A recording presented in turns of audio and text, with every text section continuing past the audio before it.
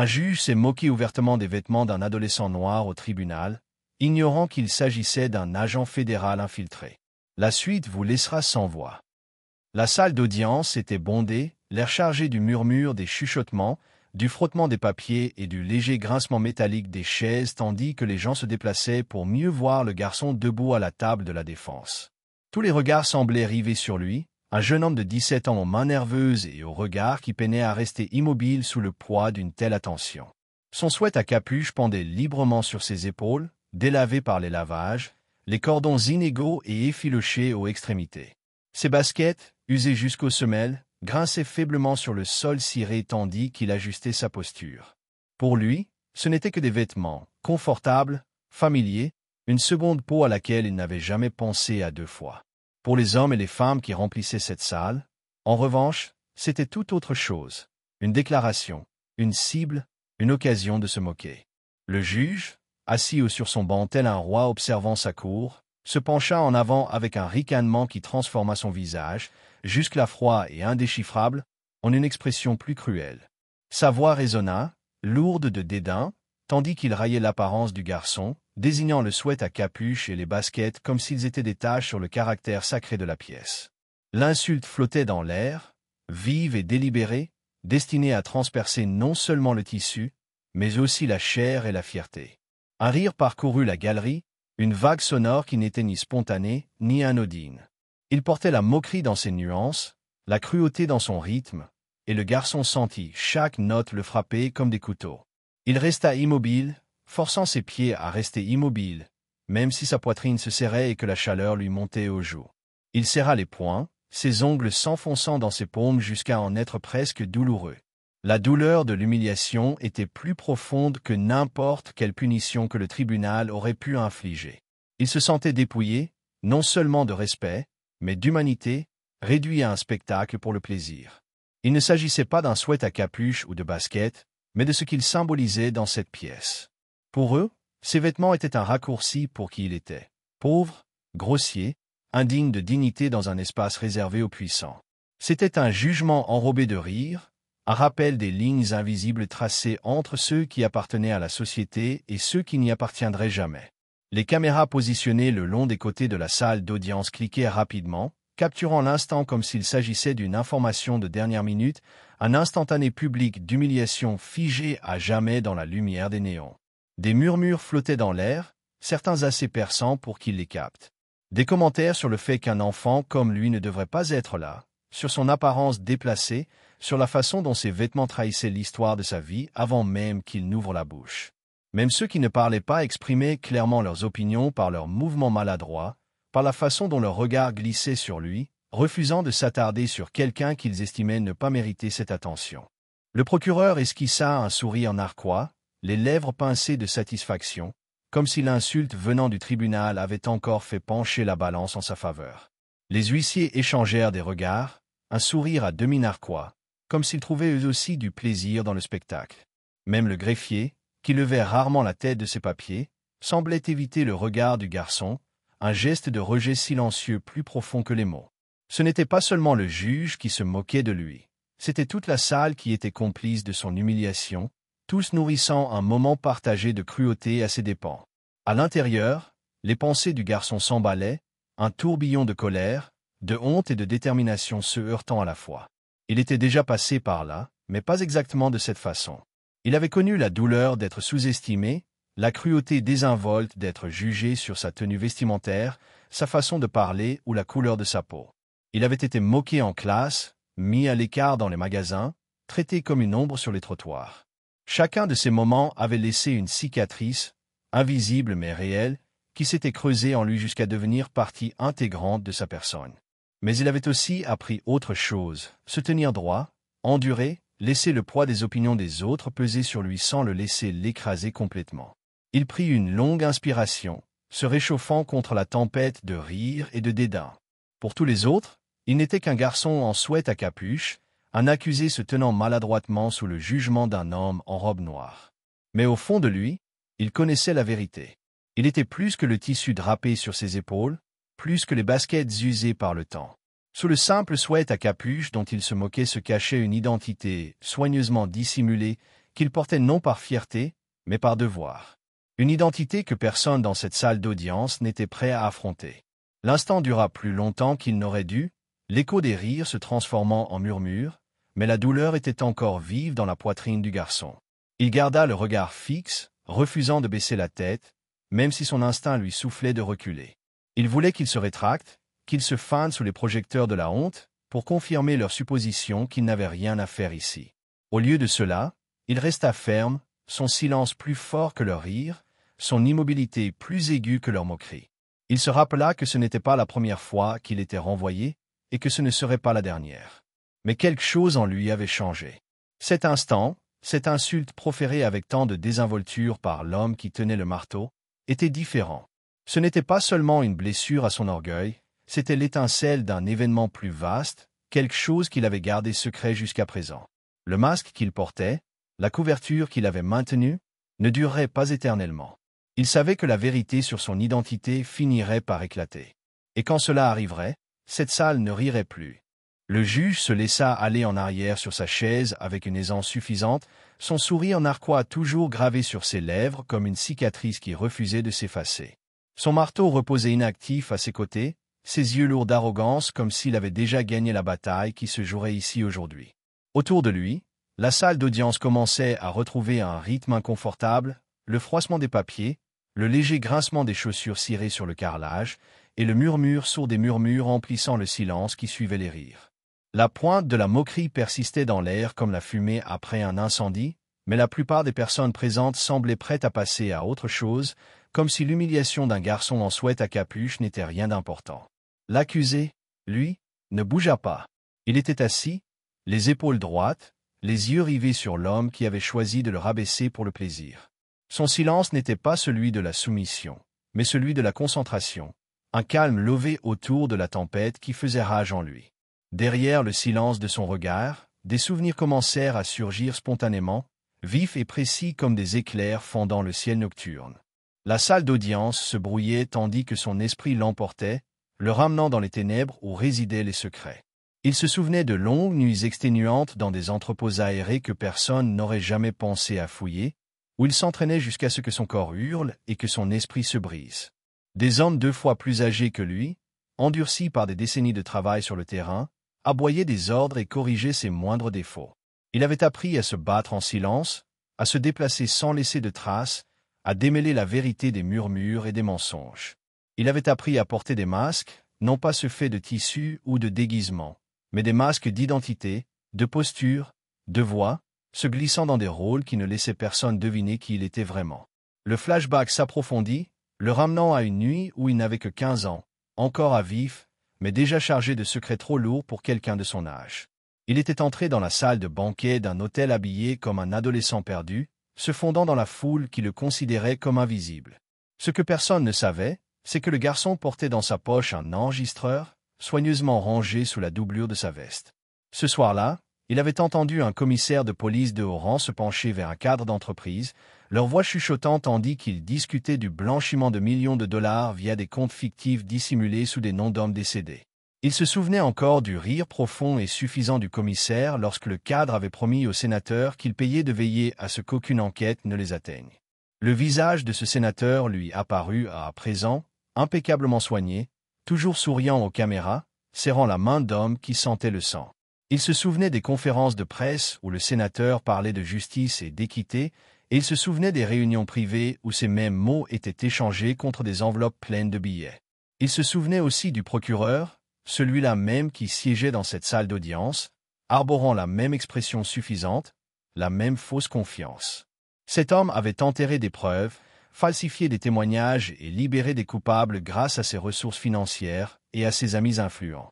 Cette prise de conscience lui serrait la poitrine. Il était là, assis dans une salle d'audience où les murs eux-mêmes empestaient la corruption, et où tous les acteurs étaient liés par le même réseau de tromperie.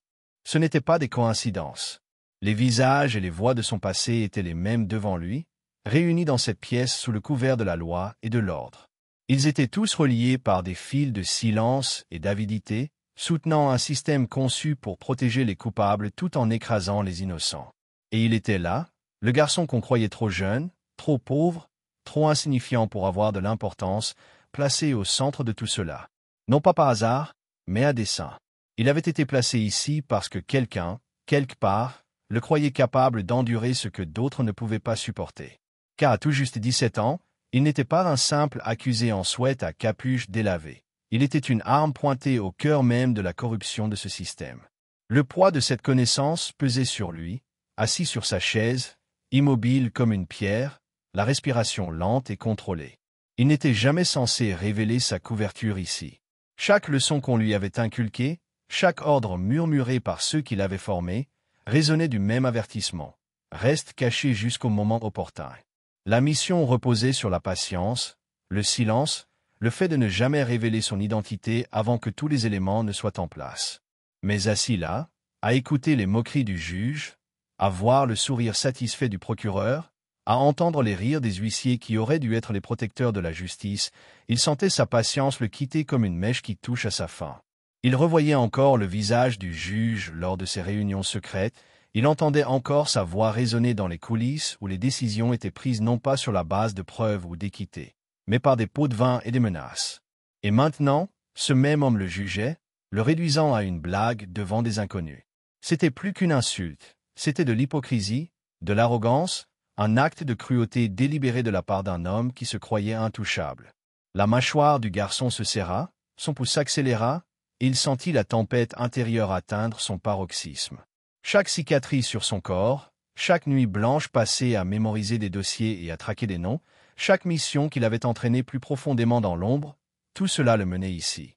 Il s'était promis d'attendre, de ne révéler la vérité qu'au moment opportun. Mais il réalisa que ce moment était venu. Non pas parce que c'était sûr, non pas parce que c'était planifié, mais parce que laisser l'insulte persister, laisser la corruption s'exprimer sans retenue, signifierait trahir tout ce qu'il avait sacrifié pour être ici. Sa respiration s'approfondit, lente et posée, une inspiration régulière comme s'il se reposait avant la bataille. Ses mains ne tremblaient plus de honte, ne se crispaient plus d'humiliation. Au contraire, elles se stabilisèrent, les mouvements de quelqu'un qui se préparait à agir avec détermination. Il sentait les yeux du tribunal toujours braqués sur lui, la plupart s'attendant à ce qu'il se replie, à ce qu'il sombre davantage dans le silence. Mais intérieurement, la décision était déjà prise. Sous l'arrogance du juge, sous les sourires narquois des puissants nourris par son humiliation, le garçon se prépara à faire ce que personne dans la salle n'attendait. Le masque qu'il avait si soigneusement arboré, l'identité dissimulée sous un simple sweat à capuche, allait tomber. Car, dans l'instant suivant, le masque tomberait. Le silence dans la salle d'audience se tendit, comme une corde tendue au bord de la rupture, lorsque la main du garçon glissa dans les plis de son sweat à capuche. Le mouvement fut léger, à peine perceptible au début, mais il suffisit à répandre une vague de tension dans la salle. Les huissiers se raidirent, leurs mains se rapprochant lentement de leurs étuis, les yeux plissés de suspicion.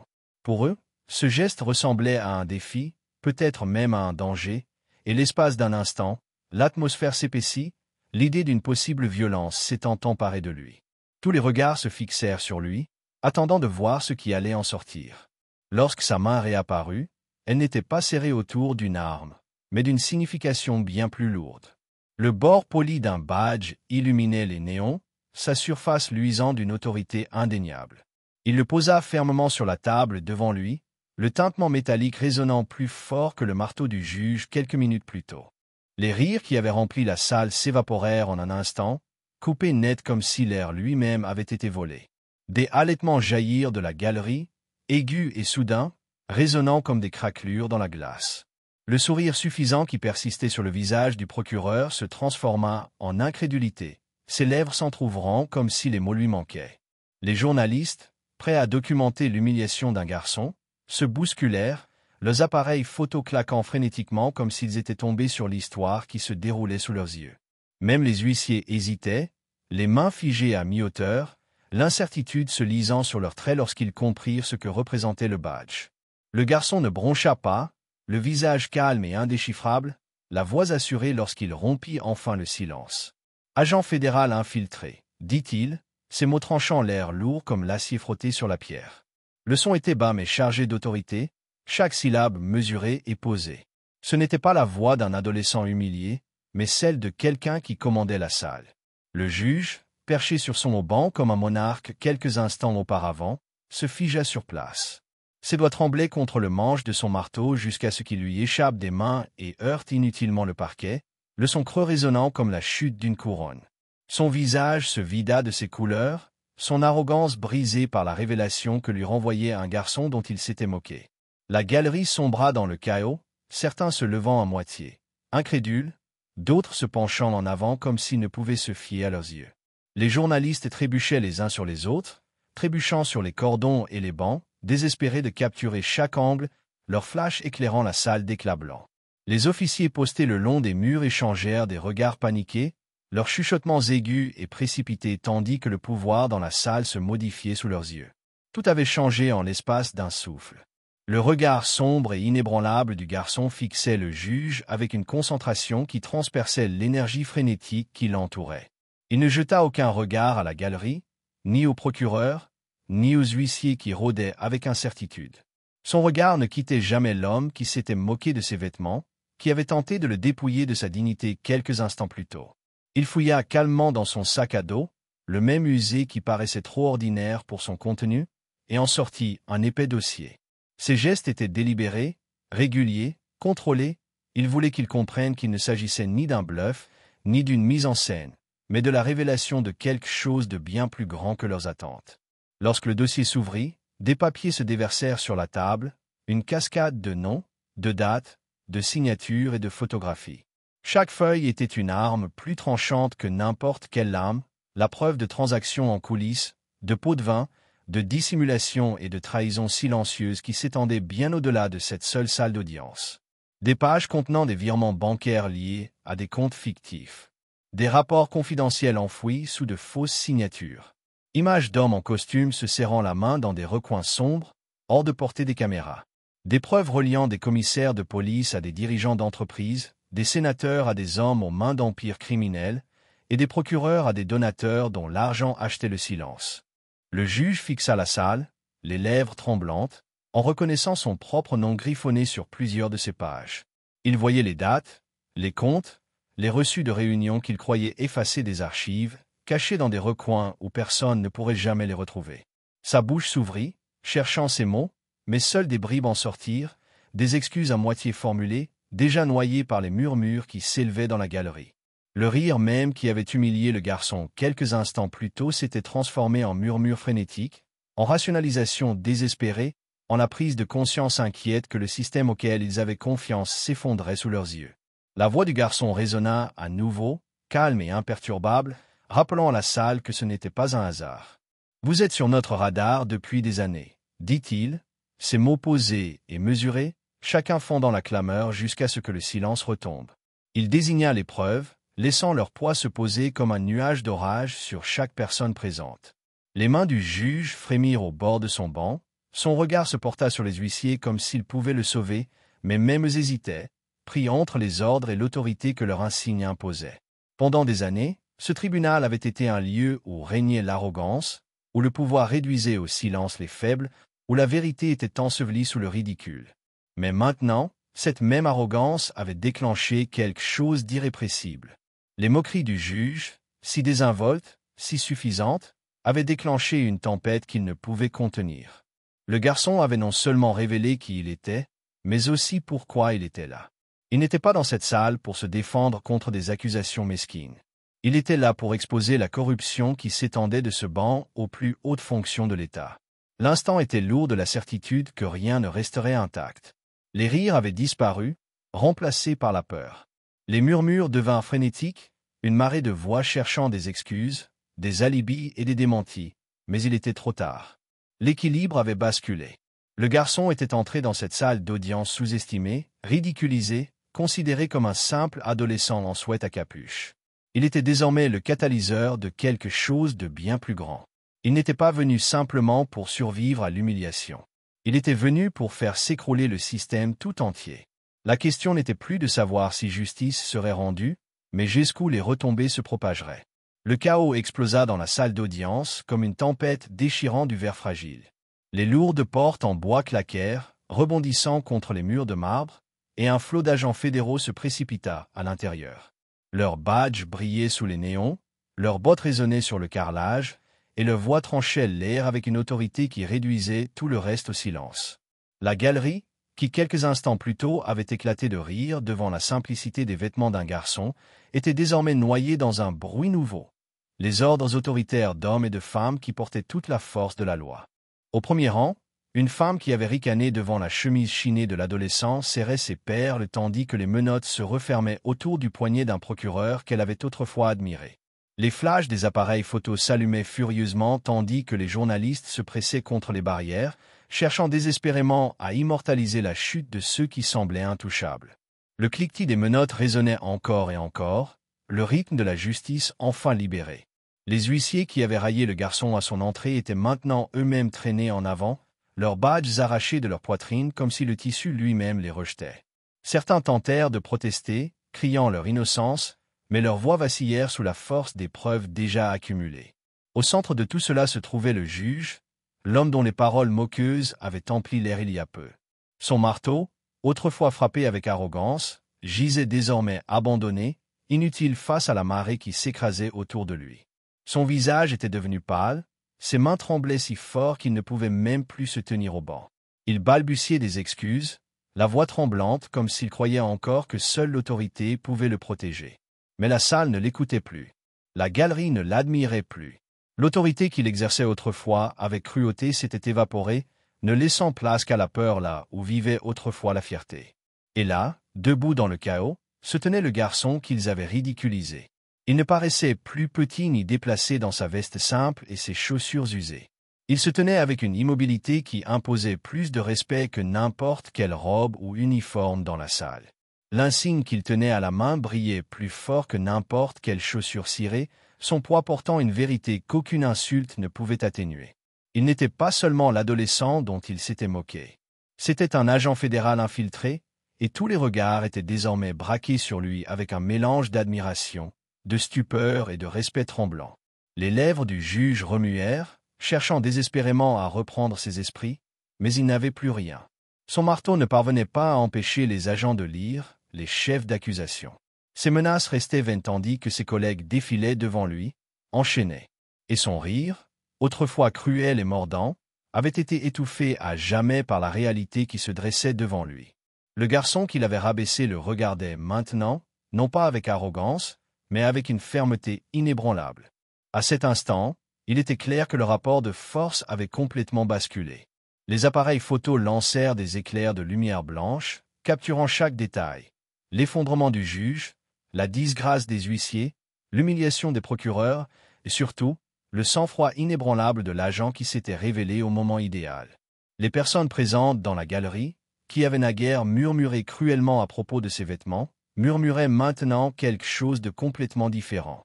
Des mots comme respect, courage et vérité se sont répandus dans la salle, le ton bas, comme s'ils évoquaient un sujet sacré. L'air portait le poids d'une révélation, la vérité indéniable que la force ne vient pas des costumes ou des titres, mais d'un courage porté discrètement jusqu'au moment où on en a le plus besoin. L'agent rassembla son badge et la pile de preuves qui avait déclenché cet effondrement. Chaque geste était délibéré, régulier, le genre de calme et de maîtrise que seules des années de préparation pouvaient procurer. Il ne souriait pas, ni ne jubilait, car il ne s'agissait pas d'orgueil ou de vengeance. Il s'agissait de la justice qui prenait enfin sa juste place. Il se tourna de nouveau vers la foule, sa voix claire et assurée s'élevant au-dessus du silence stupéfait. « Ne jugez jamais un homme à ce qu'il porte, leur dit-il. Jugez-le à ce qu'il porte en lui. » Les mots fendent l'air, simples mais impossibles à ignorer. Ils persistèrent même après qu'il les eut prononcés, s'imprimant dans l'esprit de chaque témoin, de chaque juré, de chaque journaliste, et même de ceux qui étaient venus uniquement pour rire. C'était une vérité dont on ne pouvait se moquer, une vérité qui transformait le sens de tout ce qu'ils avaient vu ce jour-là. Alors qu'ils se dirigeaient vers les portes ouvertes, les journalistes crièrent son nom, leurs voix se bousculant désespérément pour être les premiers à capturer son histoire. Les caméras le suivaient, leurs objectifs vrombissants, leurs flashs aveuglants, mais il ne ralentit pas son pas. Derrière lui, le juge fut relevé, les bras coincés dans le dos, sa dignité brisée. Les officiers qui s'étaient moqués du garçon furent emmenés, la tête basse.